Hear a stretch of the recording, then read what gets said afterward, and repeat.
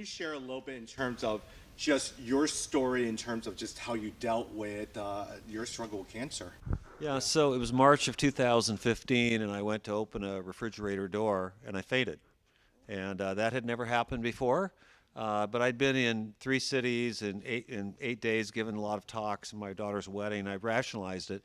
Well, one test led to another. Some of you have parents or friends, and I ended up in an oncologist's office, and that's a cancer of the bone. And he said I thought it was going to be leukemia, and I remember when I asked him, I said, "Is this as bad as leukemia?" Because he gave me the name of it, which is a multisyllable cancer. And he said, "No, it's worse." I said, "It's worse than leukemia?"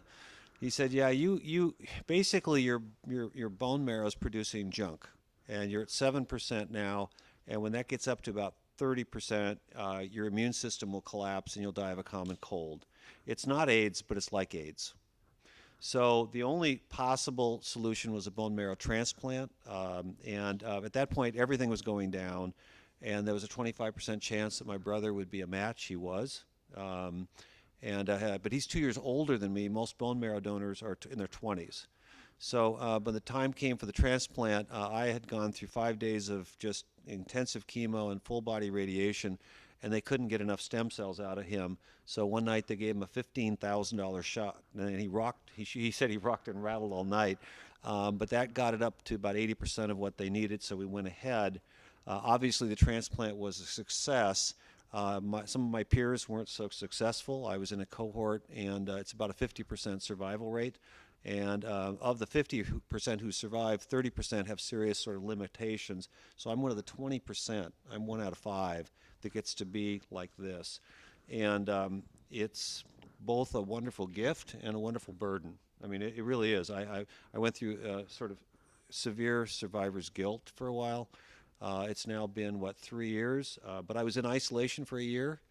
And so I just got my live shots in September of last year. I couldn't really travel. So it's shocking to be here with you.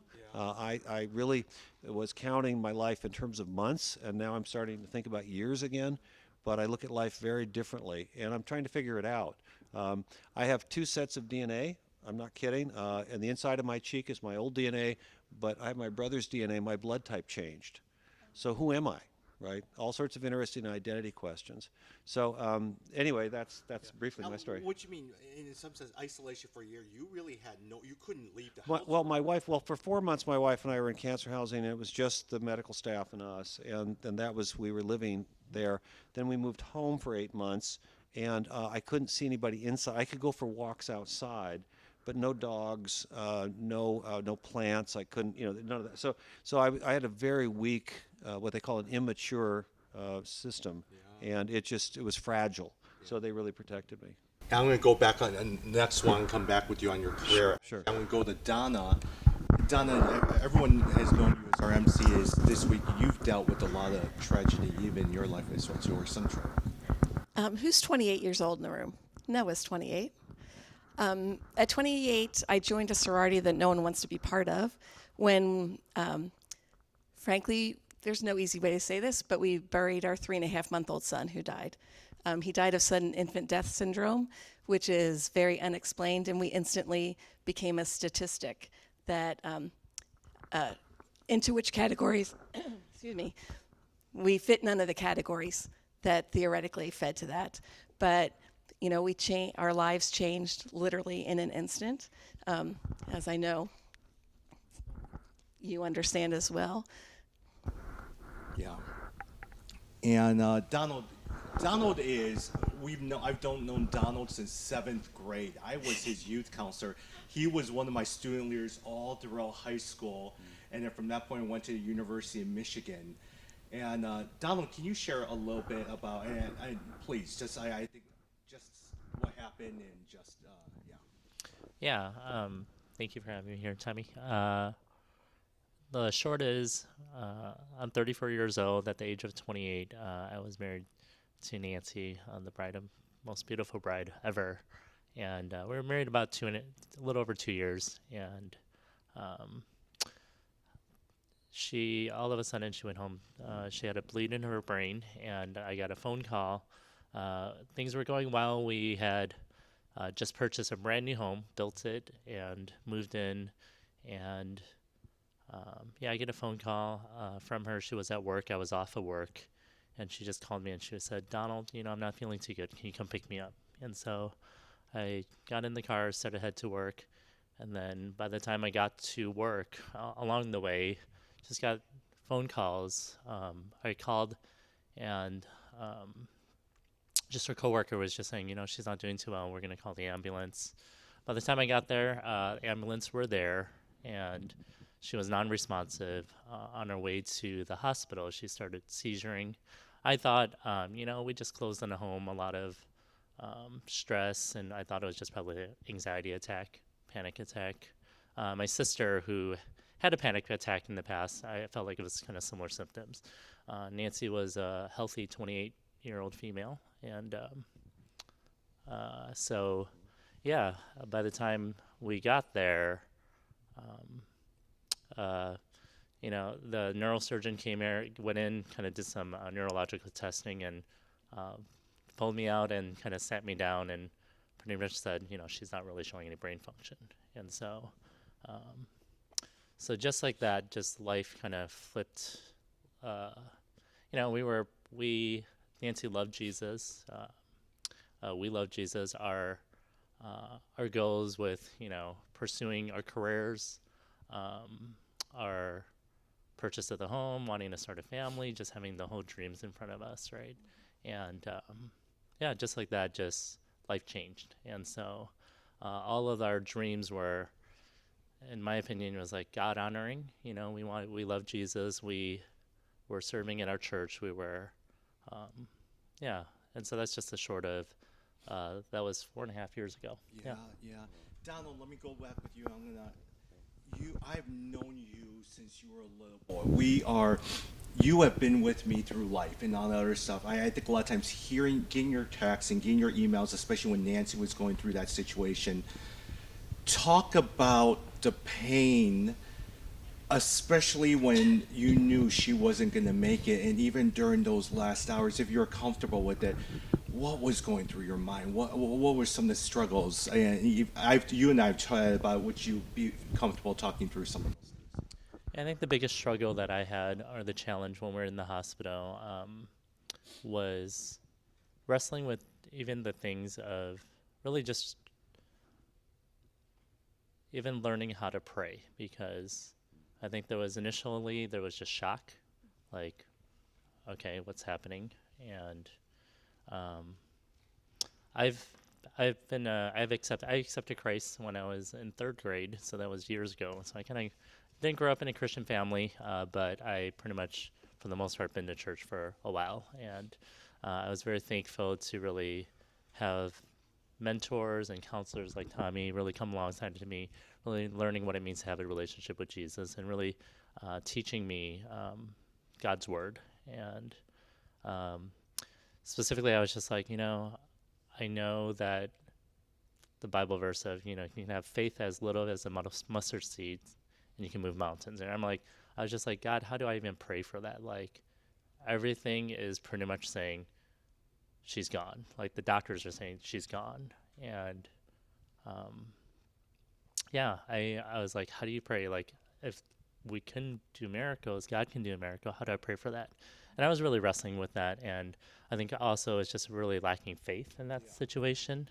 But after sitting down with just having community, our church really they were there pretty much with us, and really helped me process that. And really, I eventually came to a point where it wasn't really a matter of asking whether or not Jesus can heal, being the great physician. It wasn't a matter of is this a miracle too big for Jesus to do? But it was just a matter of trusting that Jesus can and believing that he can and submitting to his will, whatever that is. Yeah, thanks. Yeah, I think for me, and even with the journey, I think a lot of times for my cancer journey is 2 years ago after my last trip to Jakarta, and we were just wrapping up. I was coming home. I said, wow, I'm just not feeling well. My head is hurting. Do what I usually do, pop a couple more pills, and Excedrin migraine, and said, okay, let's just keep going through. And it was at that time I went to, I was in San Francisco, then went to Nairobi. I just was not doing well. And I do what I always do. I'm just going to push it through and then see what happens. Christmas comes, just not going through. Now this has been September all the way to December now. And then January comes, and my nose starts bleeding. And so the first day was 15 minutes. Then the second day was 20 minutes. And then I'm telling Charlene, wow, my nose is bleeding every day. And by the fourth day, it was bleeding an hour. I said, okay, I've never gone to see a doctor in my life. And so I said, okay, I better go see an ENT. So I did. And so I get there, and the guy says, well, I can already tell you have a tumor. The big question now is whether or not that tumor is cancerous. Okay. Never would have thought, never would have expected it. Here I was, and we had the whole plan for the cohorts in Indonesia and everything like that.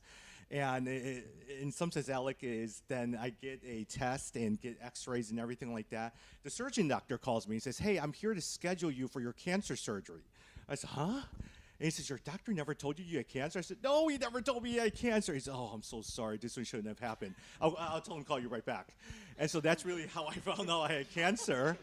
And after that, they said, okay, you're going to have cancer. And just to warn you, when we take out, you have a 4-centimeter tumor in your nose and your sinus. And after that, you're going to have to go into chemo and radiation for 8 straight weeks. And I just need to prepare you right now that you're going to live in pain for 7 of those weeks. You're going to lose your taste buds. You're going to lose everything. I said, oh, sure. Didn't think any of it. First week comes. I said, oh, I feel fine. Back in the office. Second week, I'll lose my taste buds. And then I said to the board of Resource Global and something, I said, wow, we're going to have to monitor this because I'm not sure how I'm going to deal with this.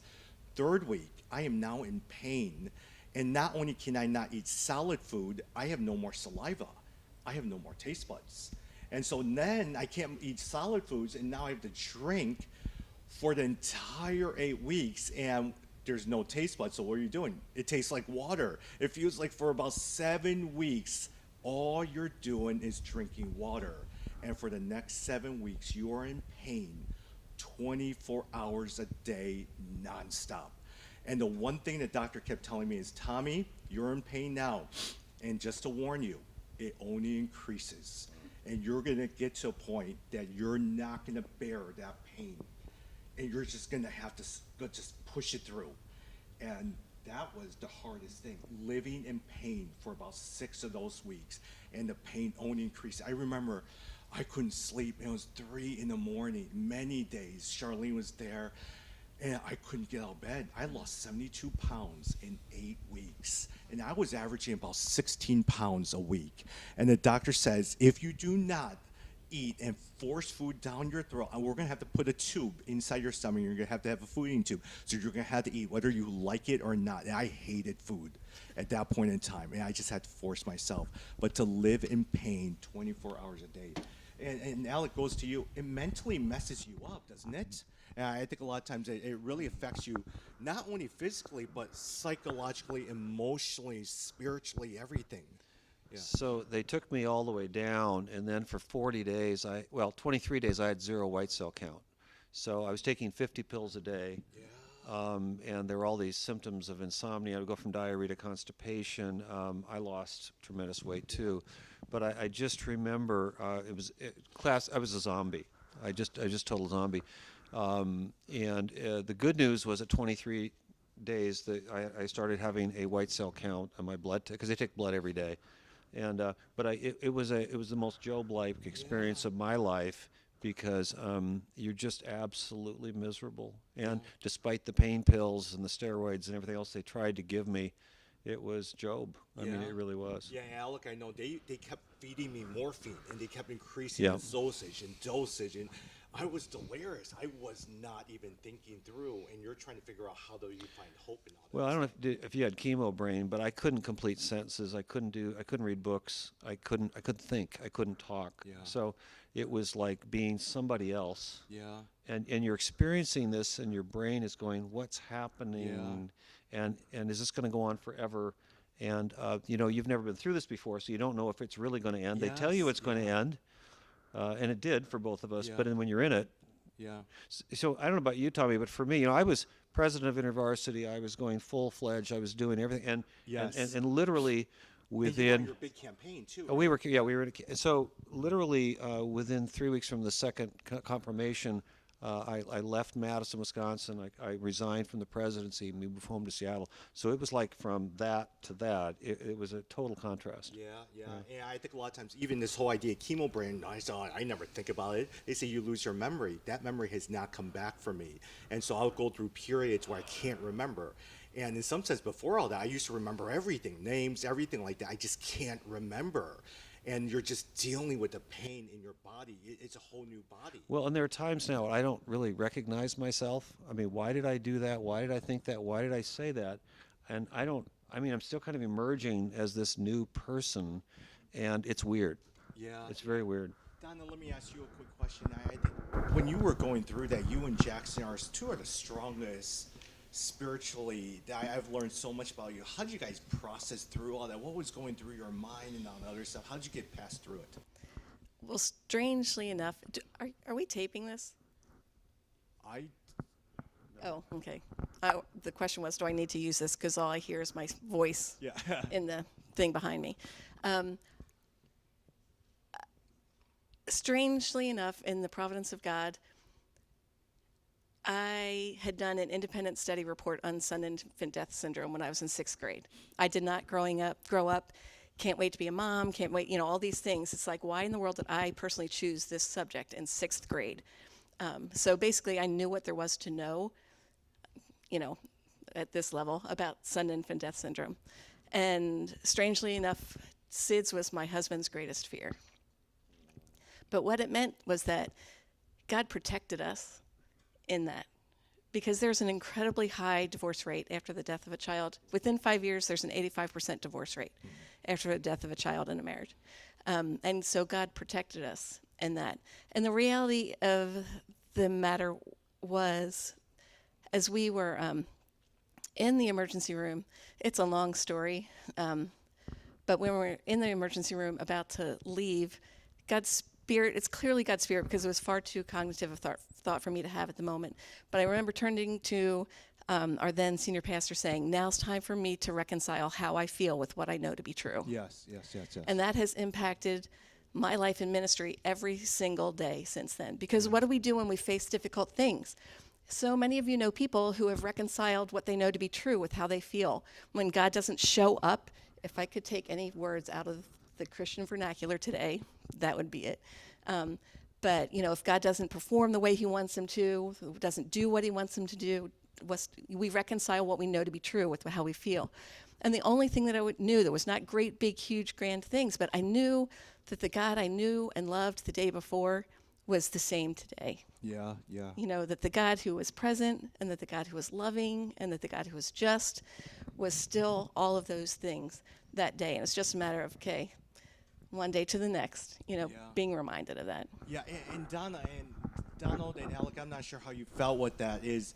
A lot of times it's so easy, if you give in to your own personal feelings, to just lash out and be so angry. And I found what was helpful is I had to take my own personal feelings out of it and just trust the words of Scripture, and just say, Lord, I don't understand what's going on. The only thing I could do is just memorize and reflect upon the words of Scripture, and trust that you've been there with me all throughout my life, and you promise that you love me. I don't understand it now, but I just got to cling upon that throat and just allow that to seep through it.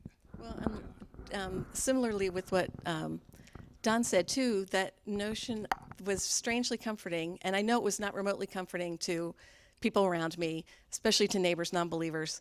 The knowledge that God is healer, and he was able to step in and intervene and heal Justin at any moment, was of great comfort to me. Everyone else was going, well, why didn't he? Aren't you angry that he? No, because I knew it wasn't. He wasn't busy in China. He wasn't. He was in the midst of that. Yeah. And that he could have had it. He so desired done that. And so strangely, that was very comforting to me. Yeah. Hey, Donald, let me ask. I think I knew Nancy not too well, but I was just coming back from college and got to know her well. She was also the only child of her parents, and how did you have to help them process it? And how long did it take you to process through the pain and the hurt and all that other stuff? Yeah, so Nancy was a only child. I'm originally from Chicago. Nancy was from here. That's why after we graduated optometry school, we moved here. And as far as processing it, I think for all of us, I think we're also processing, right? This, but I think that for processing that, as far as I think everybody processes it differently. For myself, I feel that I have processed in a healthy manner, and that it takes time and it takes actively facing grief and dealing with not just sweeping it under the rug and being like, okay, but it's being honest with God about like, hey, God, I'm not happy. I'm not happy with what you allowed to happen, but I trust you. And I think that everybody processes it differently. As far as for my in-laws, like Donna said, I can only imagine, and I can't even imagine the pain of losing a child. But for them, I trust that everybody grieves differently, and so. Al, you But nice. you were willing to step into their grief Yes. and honor them in their grief, weren't you? Yeah. I mean, that's Yes. what I understand. Yeah, and Donald, Donald's an honorable man. You guys sold your house, right? And then you moved in for how many years? So when we moved here, we lived with my in-laws. Nancy was the only child. The original plan was 3 years here in Seattle and then long-term in Chicago where all my family was. And the thought was my in-laws would eventually follow us, right? And so, but we lived with my in-laws. We fell in love with Seattle, and God bless us, entrusted us with really good work opportunities where we then were like, okay, we'll save and stay here longer. So we purchased our home. And it was just crazy. Like, I'm very thankful that before Nancy passed that we were able to experience like home ownership together, even though it was only for like 2 weeks after we closed on the home. That was when she went home to be with the Lord. So I had the opportunity to live in the house, but I didn't want to live in the big house by myself. And so I just put it on the market and I just moved right back in with my in-laws. It was just natural to be with family. And I think we were able to support each other and just really be able to do that. Yeah. Yeah. 9 months before I was diagnosed, we received a call from San Francisco General Hospital that our youngest daughter, who was 26 at the time, had been shot in the head in a mugging.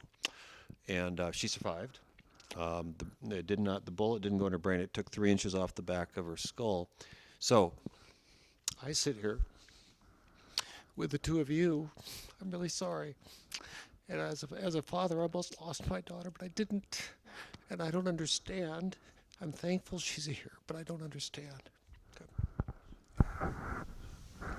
Alec, even for you, is you and I spent a lot of time talking, especially recently. How did you process that grief during that year in isolation? What was going through your head a lot of the times? How did you push through it? Well, back to my cancer. So by the time I got home 4 months after, and we were living there, I was feeling better. I was able to go for walks daily.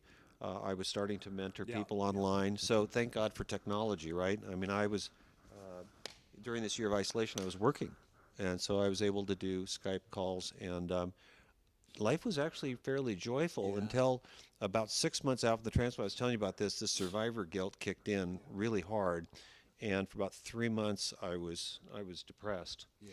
And so I started reading up on survivor's guilt, and and then I got through that. Yeah. So there's kind of like a capsules that go on in your brain, right? With trauma, they unleash, they pop out at different times. That's much less frequent now, but I'd say it still happens. There was a verse in the song this morning, I don't even remember what it was, where I just went somewhere else very quickly. And you don't know when that knock on the door is going to happen, and you're just somewhere else. Yeah.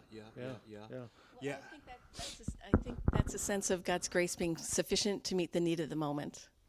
And I don't need to know God's grace in the same way now. Yes.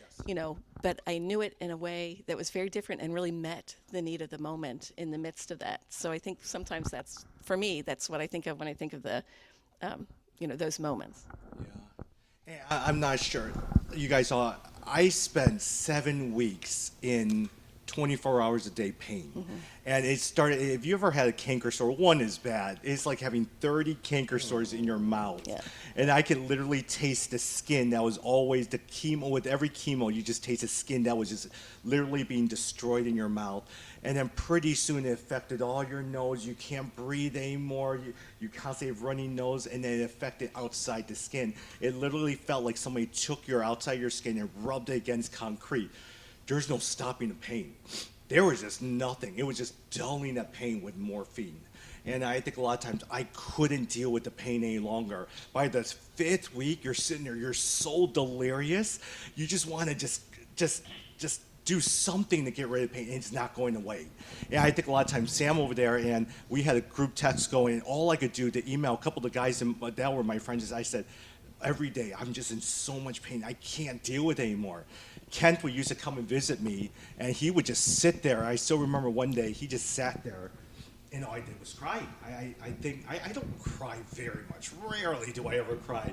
And I just could not stop tearing up. I was in so much pain. Yeah, I think a lot of times I had to wrestle through what God was trying to say. And even as a father, I think a lot of times Samantha, as a 2-year-old, didn't understand what was going on. I was so weak from laying in bed, I couldn't get up anymore. And I would hear the pitter-patter of her, and then she would just tug on me. So, Daddy, are we going to play today? Daddy, are we going to play today? I couldn't respond to her. I remember you saying that was one of the most difficult parts of that process for you. And the reason why I love my girl so much, she pretty understood, okay, you know what, he's probably sick. So eventually she just took her iPad, or usually my phone, and just sat next to me for hours and just watched TV. Now she tried to feed me my medicine, mixed up all my medicine. I was like, well, I got to deal with all that stuff. And we was learning to deal with that. And all that time you're sitting there, and you're so tempted to lash out and say, Lord, what in the world is going on? I've tried to be faithful.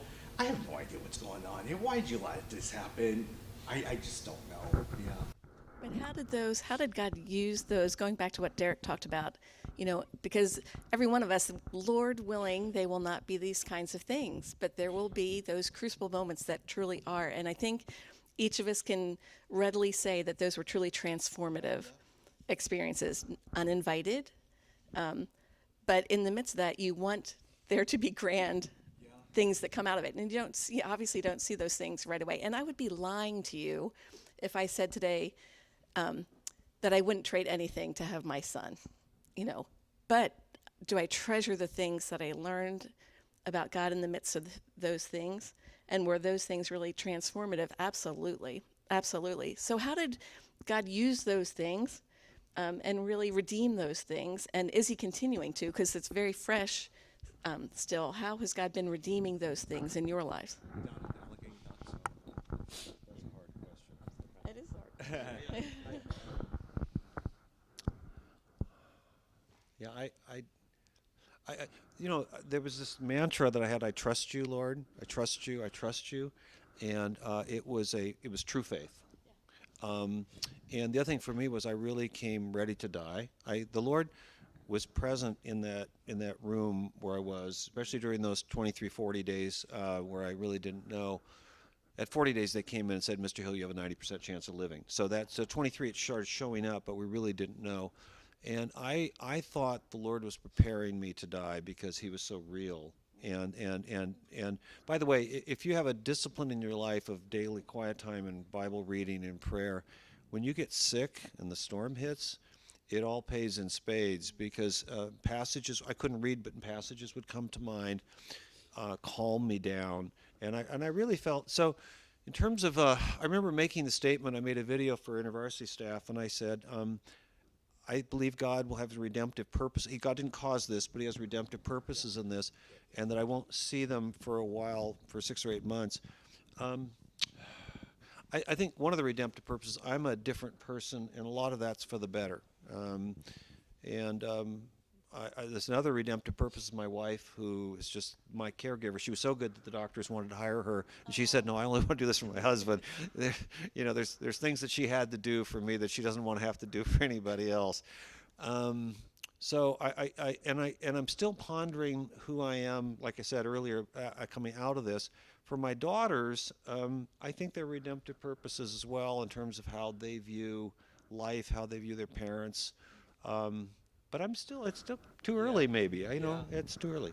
And Donna, I would probably say is I actually don't know, and I've had to wrestle with that guy. I don't know why you allowed that to happen. Oh, that's not the question Yeah. I'm asking. Yeah. That is not the question I'm asking. Or even in terms of how I've changed, I don't know yet. Redemptive purposes. Yeah. Is Yeah, that the question? Yeah. But at the same time, Well, no, not even, take the word purpose out of it, just how God has been redeeming that. Okay. I haven't figured it out. But where I Okay, actually, can I say something that he's done? yeah, I think that you know what it means to live in community in a very different way than you. I'm crying. It's his story. I'm crying. You know what it means to live in redemptive community in a very different way than you knew 2 years ago. I had 87 straight days of infusion where I had to go in for 4 hours and get infused. And so the nurses on the 5th floor were my family. Yeah. And every time I go there, I drive by, I go up to the 5th floor. I'm thankful for my oncology doctor. I'm thankful for all the radiologists and the people, but those nurses on the 5th floor. So community, yep.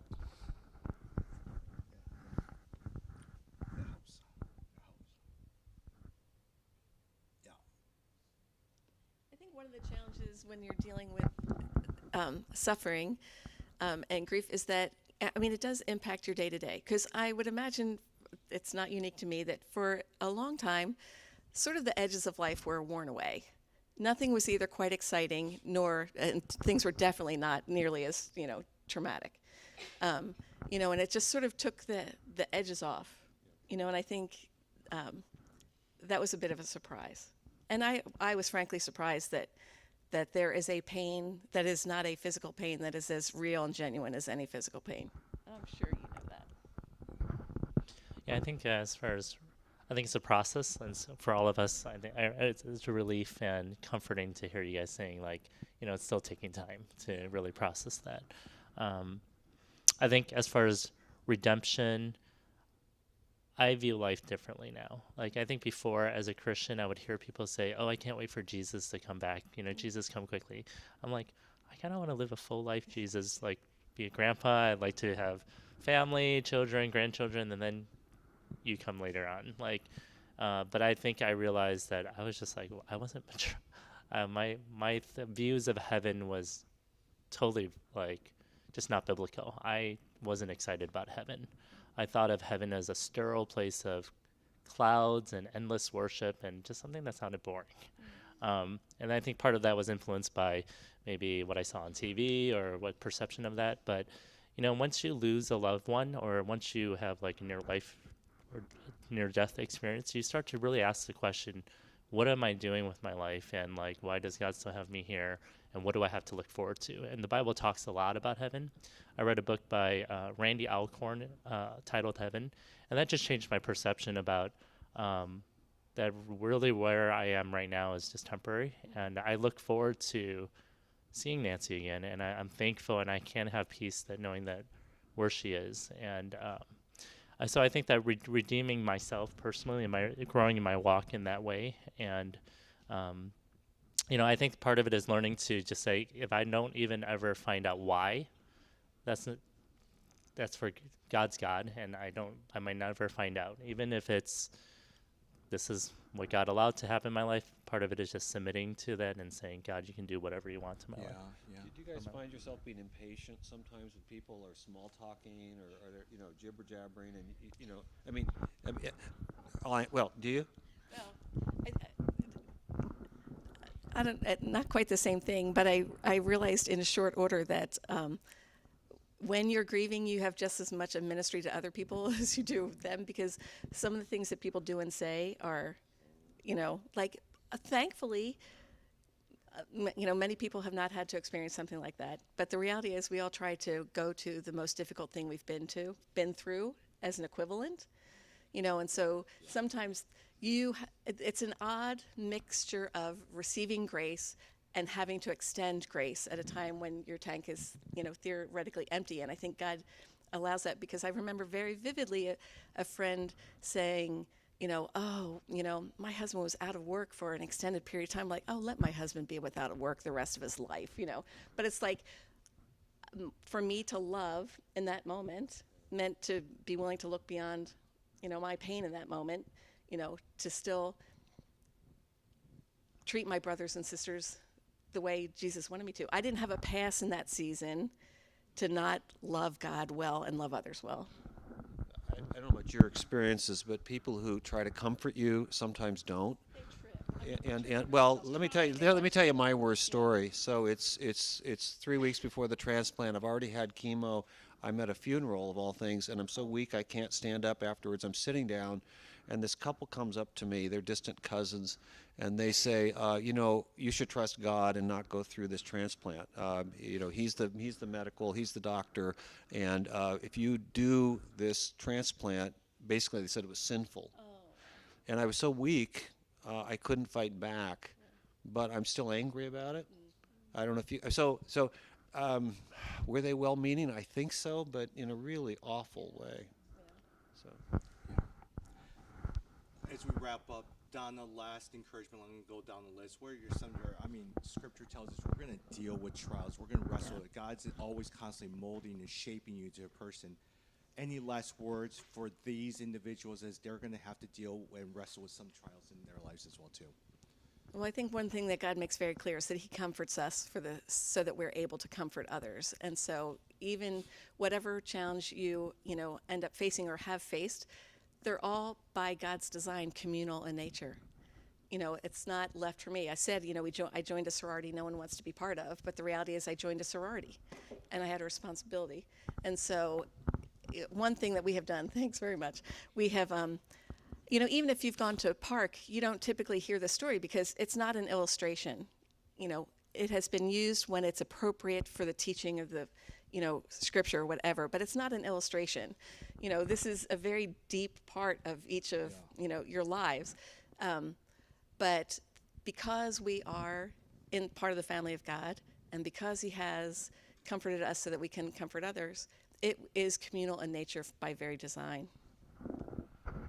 Yeah, I agree. I think what I've realized is that, and I really appreciate this panel, and how you guys are just pretty much saying, each one of you guys are going to be challenged and experience some type of loss or challenge in your careers, because I think what I've realized is that when it happened to me, I was just like, as believers, even though we love Jesus, we're not immune to, we live in a fallen world, and we're not immune to sin and the consequences of sin. And so I think part of what I've realized is it's okay to be honest with God and to just be in that broken place and community, as well as I feel like for us, even as we continue processes, the enemy wants to fill us with lies and saying, does God really love you?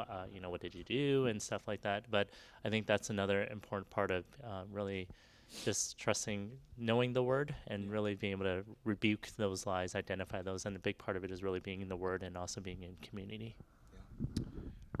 In 2011, I had a glandular cancer I haven't talked about, which 500 people in the world get a year. And in 2015, my subcancer, 500 people in the world get a year. So if you do your math types, 500 over 7.4 billion times 500 over 7.4 billion. So I'm writing a book, and one of the chapters is Why Me? Well, as you get through it, it's basically why not me?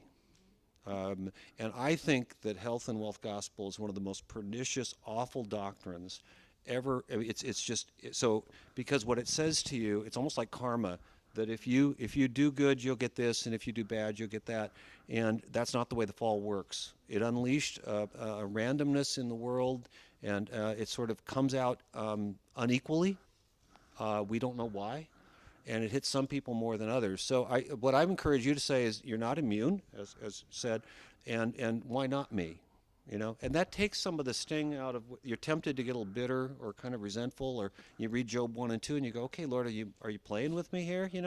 But no, that's not the way it is. I live in a fallen world. There are consequences to that fall, and God is redeeming in ways that I don't understand. Yeah, yeah. And I think for me, a lot of times, my final word for you guys is when I was in 7th and 8th grade and freshman year, my biggest struggle was I was bullied all the time. Every single day, you're bullied. Every single day, you went to school and you were made fun of and teased, and they just ripped me apart because I was this overweight Chinese kid. My brother was a lot smart. My sister definitely was a lot smarter. I was probably the dumbest one in my family. And man, when you go to school every day for 3 years and you become the joke of the school and they just make fun of you, it causes you to lose self-esteem. I look upon that life, and the gospel rescued me. And I look back, I said, Lord, as I reflect back on my life and what happened during those years, I got my drive during that time because the gospel rescued me, and I am where I am because of the gospel. And to this day, I look back upon that hurt, which brings me, and that's why I work as hard as I do. That's why I'm pushing as hard as I do, because you rescued this young little boy from 7th to 8th grade who had no hope whatsoever and really changed his life. So now the big question is, Lord, you've now put this in my life for some reason I don't understand. What is it that you want me to do? And how can I continue to come before the cross and really seek and take one day at a time to seek you every step of the way? Because it's following Jesus. And I think a lot of times our lives mean something when we started following Jesus. And what is it for us to continue to do each and every day? Hey, thank you very much. Thanks for being vulnerable. Thanks for sharing the joy. Yeah.